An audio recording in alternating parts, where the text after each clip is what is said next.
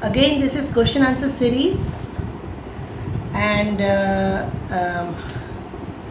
Mr. Mahinder, who has given me almost 13 questions, which I am dividing into 3 videos.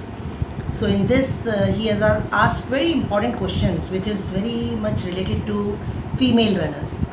जितनी भी लड़कियां मुझे सुन रही हैं या जो भी रनर्स मुझे सुन रहे हैं वो फीमेल्स को बताएं, क्योंकि इनका क्वेश्चन जो है वो बहुत ही इम्पॉर्टेंट है. What factors helped you to be the champion runner, given that sports is a taboo even today in the middle class family, and that also for females it's difficult. देखिए, एक runner के लिए middle class family is a plus point, क्योंकि normally आप देखोगे जितने भी sports persons हैं, बारिंग 1 or 2, all are from either middle class family or the lower middle class family. So it's not a taboo middle class family, but for female, yes, it is a taboo.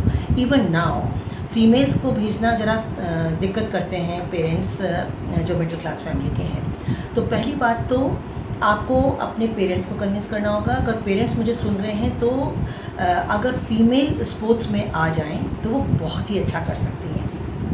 मैंने ये चीज़ अपनी taekwondo academy में करके देखी है, जहाँ पर slum से लड़कियाँ आती थीं. हमने उनको जब ये निर्भया कांड हुआ था उस समय महिला सुरक्षा हमारा अधिकार के तहत हमने हिट शाउट एंड रन जो प्रोग्राम कराया, उसमें 17,000 गर्ल्स को हमने सेल्फ डिफेंस प्रोग्राम सिखाया.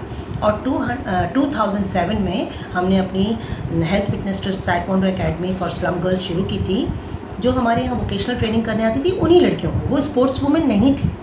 जो लड़की कटिंग टेलरिंग सीखने आ रही है या कंप्यूटर सीखने आ रही है या ब्यूटी कल्चर सीखने आ रही है, उन्हीं लड़कियों को हमने फ्री ट्रेनिंग प्रोग्राम शुरू किया था health fitness trust taekwondo academy के तहत. फर्स्ट बेसिक कोर्स हम उनको 3 महीने का, जब तक वो हमारे यहाँ पे कोर्स कर रही होती थी, हम फ्री कराते थे. उनमें जो टैलेंट थे वो फिर उसको एडवांस क्लास को ज्वाइन करते थे. आप बिलीव नहीं करोगे, उसमें से 35 गर्ल्स ब्लैक बेल्ट हो गई, नेशनल गोल्ड मेडलिस्ट हो गई, सिल्वर मेडलिस्ट हो गई, और उनको जॉब की अपॉर्चुनिटीज़ भी मिल गई. कुछ अपनी खुद की एकेडमी चला रही हैं, कुछ जिम इंस्ट्रक्टर बन गई, और कुछ ने स्पोर्ट्स कॉम्प्लेक्स में एज ए इंस्ट्रक्टर ज्वाइन किया. कुछ गर्ल्स तो हमारी कॉलेज में part time martial art trainers भी हैं. तो ऐसा है कि अपॉर्चुनिटीज़ अगर दी जाए मिडिल क्लास और लोअर क्लास फैमिली की गर्ल्स को, तो वो मेहनती बहुत होती हैं, कुदरती मेहनती होती हैं, और इसलिए वो बहुत अच्छा कर पाती हैं. अब आपको मैं अपना बताऊं कि मैं कैसे मैराथन रनर बनी. तो इसमें सबसे पहले मैराथन रनर या मैराथन चैम्पियन बनना हार्ड वर्क, डेडिकेशन, डिटर्मिनेशन, गोल, कुछ कर गुजरने की, मतलब कहते हैं ना कि खुद ही को कर बुलंद इतना कि खुदा बंदे से खुद पूछे बता तेरी रज़ा क्या है. तो ये जो चीज़ें होती हैं ना, ये दिमाग में बचपन से थी कि कुछ ऐसा करना है जिससे कि अपना रिकॉर्ड बने, लोग हमें जाने पहचाने. तो अगर रनिंग में इंटरेस्ट है तो you have to have love for running. Passion होना चाहिए. पैशन के साथ साथ कंसिस्टेंसी होनी चाहिए कि रोज़ प्रैक्टिस करनी है. फिर लथार्जिक नहीं आना चाहिए. जो कहते हैं ना कि हमारी जो लाइफ में जो चैलेंजेस है ना, हमारा रियल कंपटीशन किससे है? हमारे अपने ईगो से कि ये हम काम क्यों करें. नहीं, अगर आपको किसी चीज़ में भी आगे बढ़ना है तो वो आपको करना ही पड़ेगा. फिर हमारी अनहेल्दी फूड हैबिट्स छोड़नी पड़ेंगी हमें. अगर हमें अच्छा स्पोर्ट्स पर्सन बनना है, हमारी बैड हैबिट्स छोड़नी पड़ेंगी. बैड हैबिट्स में रात देर तक टीवी देखना भी आ सकता है, पार्टी करना भी आ सकता है, खूब ज़्यादा सोशलाइजिंग करना भी आ सकता है. तो ये सब को थोड़ा सा कंट्रोल करना पड़ेगा, और लैक ऑफ डिसिप्लिन से दूर रहना पड़ेगा. यानी कि आपको डिसिप्लिन पर्सन बनना पड़ेगा, टाइम मैनेजमेंट सीखना पड़ेगा, और जो डिस्ट्रक्शंस है ना फालतू की बातों के, फालतू का टाइम वेस्ट करना, वो कम करना पड़ेगा. और आपका नेगेटिव बिहेवियर नहीं होना चाहिए. बिहेवियर बहुत पॉजिटिव रखना पड़ेगा अपना, और सेल्फ डाउट नहीं होना चाहिए कि मैं तो कर ही नहीं सकता हूँ, मैं तो कर ही नहीं सकती हूँ. ये जब तक ख़त्म नहीं होगा ना, तब तक आप कहीं भी कुछ भी नहीं अचीव कर सकते. तो आपको अपने ऊपर फेथ एंड बिलीफ होना चाहिए. आप अपना अचीव कर सकते हो गोल, इस पर आपको पूरा फेथ चाहिए, कॉन्फिडेंस चाहिए. ठीक है, और इसके लिए पॉजिटिव एफर्मेशंस बहुत ज़रूरी हैं. जो मैं अपने पहले वीडियो में आपको बता चुकी हूँ, आप उसको देख सकते हैं। तो पॉजिटिव रहकर अब आई बात, पॉजिटिव रहकर आपने करना भी है, आप मेहनत भी करना चाहते हो, सब कुछ करना चाहते हो, लेकिन आप लड़की हो तो आपको ये प्रॉब्लम है कि सेफ्टी का क्या करो? तो ग्रुप ज्वाइन करो, बढ़िया सा ग्रुप ज्वाइन करो, बढ़िया सा मेंटर हो, कोच अच्छा हो, कोच अच्छी हो, जैसा भी, और आपका ग्रुप बहुत अच्छा हो जो आपको प्रोटेक्टेड फील कराए, आपको ऐसा लगे कि आपके अराउंड एक प्रोटेक्टेड शील्ड है। आपके साथ जो रनर्स हैं वो आपको बहुत प्यार भी करते हैं और आपको किसी भी आपके गोल को अचीव करने में आपको हेल्प भी कर सकते हैं। तो इस तरह का एक ग्रुप ज्वाइन करो और ग्रुप में ट्रेनिंग करो, सेफ्टी की प्रॉब्लम सॉल्व हो गई। तो और फिर कुछ करके रिज़ल्ट लाओ, जब पेरेंट्स रिज़ल्ट देखेंगे तो वो वैसे ही हैप्पी हो जाएंगे और आपको अलाउ कर देंगे। तो एक तो ये बात हो गई। दूसरा क्वेश्चन है, हाँ, I know prediction is very risky game but I would like to ask you who could be the next Sunita Godara of India.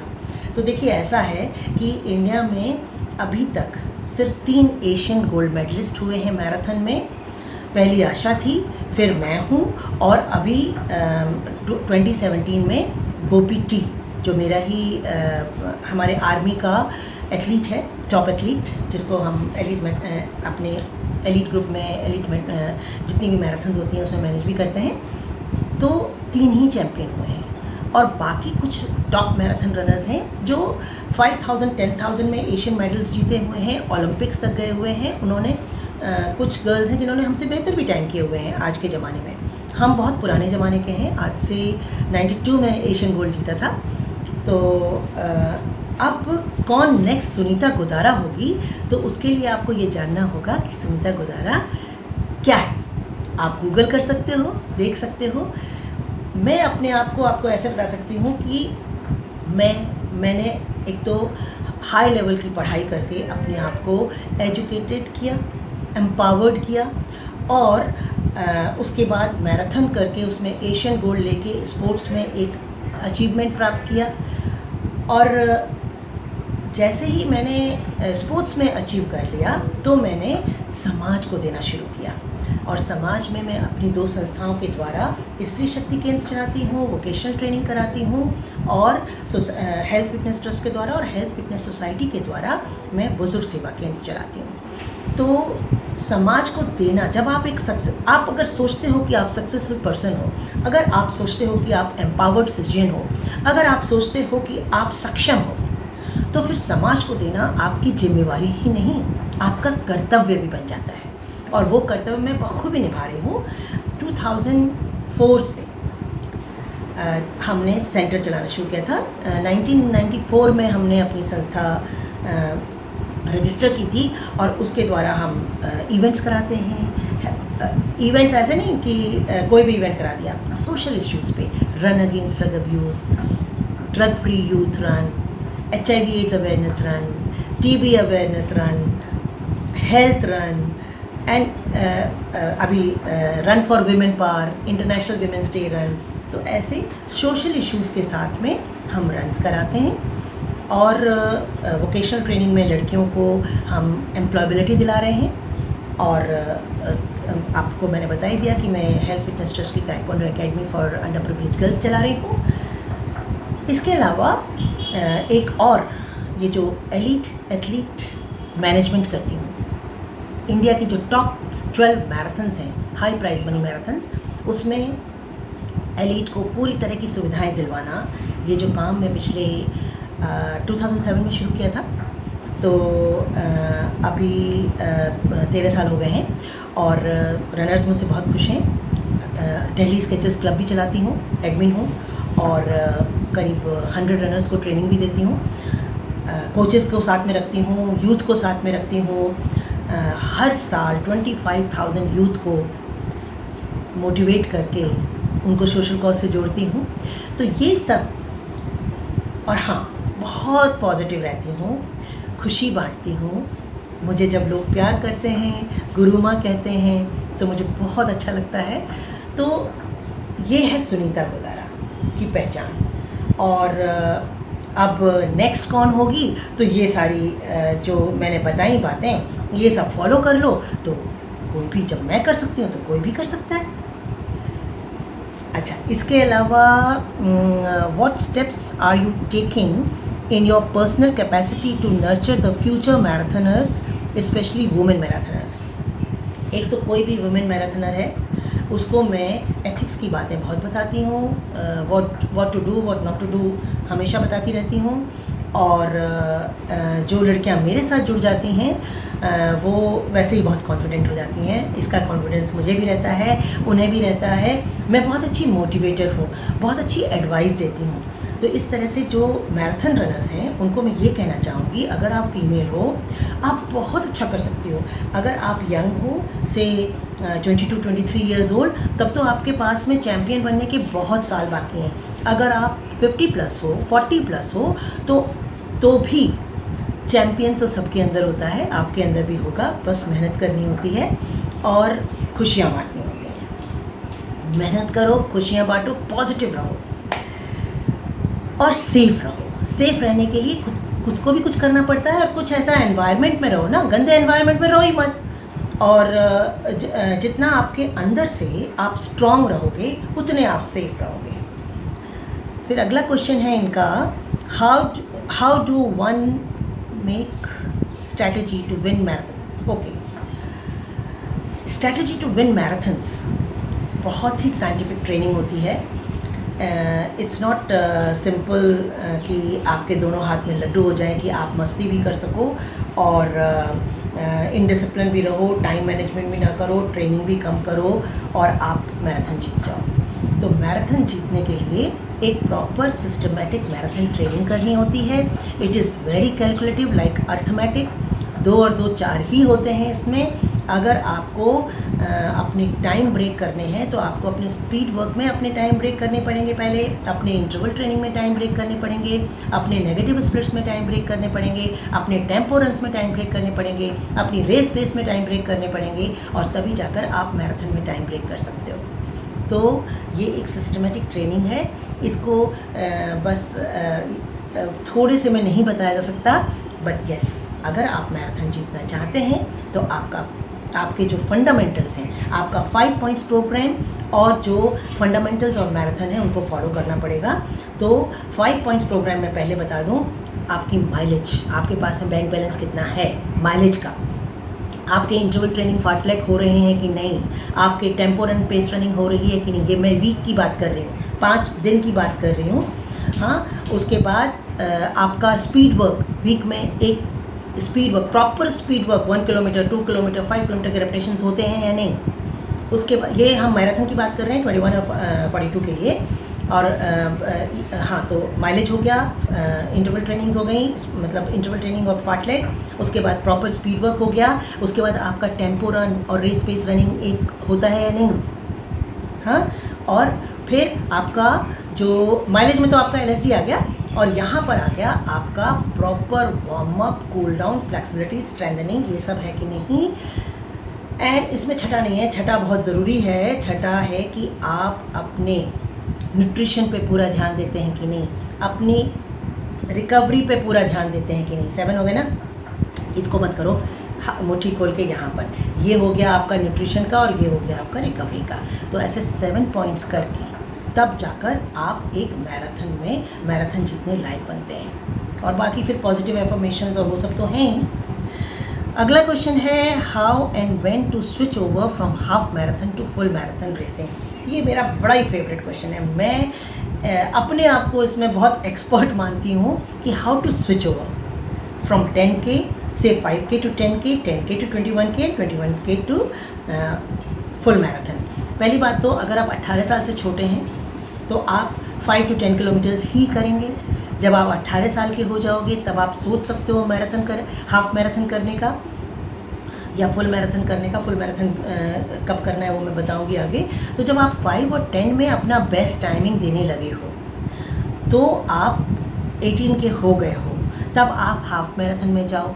और जब आप 6 हाफ मैराथन्स कंफर्टेबली अपने बेस्ट कर चुके हो। अपना बेस्ट होता है कि आपने ट्रेनिंग किस टाइम टारगेट को रख के करी और वो आपने परफॉर्म कर दिया, वही आपका बेस्ट होता है।